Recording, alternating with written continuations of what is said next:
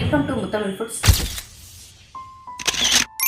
எப்படி வெங்காயம் தயார் பண்றோம், கட்டி காயத்தை எப்படி கட் பண்றோம், அந்த வீடியோ எல்லாம் பார்த்தோம்.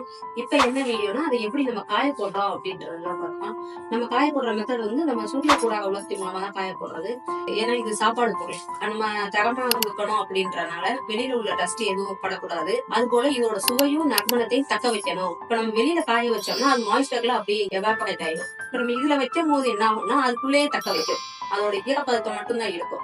அதுக்காக இந்த மெத்தட் நம்ம யூஸ் பண்றோம். முன்னாடி எல்லாம் நம்ம அம்மாக்கள் காலத்துல எல்லாம் என்ன சொல்லுவாங்கன்னா, கட்டி காயை வாங்கி அதை பவுடர் பண்ணி யூஸ் பண்ணாதான் நயமான கட்டி அப்படின்னுவாங்க. ஆனா நம்ம பண்ற வெங்காய தூளே வந்து நம்ம கட்டி காயமா இப்படி போட்டுதான் அதை கட் பண்றோம். இப்படி கட்டி காயமா போடுறது வந்து சில பேர் கட்டியாவே கேட்பாங்க, மசாலா பொடிக்கு வேணும் அப்படின்னு. அப்படின்றவங்களுக்கு நம்ம இதேதான் கொடுத்துருவோம். தூளா வேணும்ன்றவங்களுக்கு இதைத்தான் நம்ம பவுடர் பண்ணி தூளா கொடுப்போம்.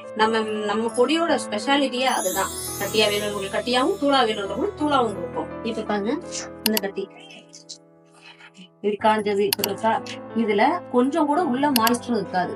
அதனாலதான் நம்ம கட்டி வந்து 9 மாசத்துக்கு மேலையும் கெட்டு போகாம இருக்கும். ஷெல்ஃப் லைஃப் வந்து அதிகமா உள்ளது. இப்ப நம்ம பாத்துக்கிட்டு இருக்கிறதுதான் பேக்கிங் செக்ஷன். இங்கதான் இப்ப நம்ம பவுடர் எல்லாமே பேக் பண்ணுவோம். துண்டு காயம், அந்த கட்டி காயம் அதெல்லாம் வந்து நம்ம அதர் சைட் பேக் பண்ணுவோம்.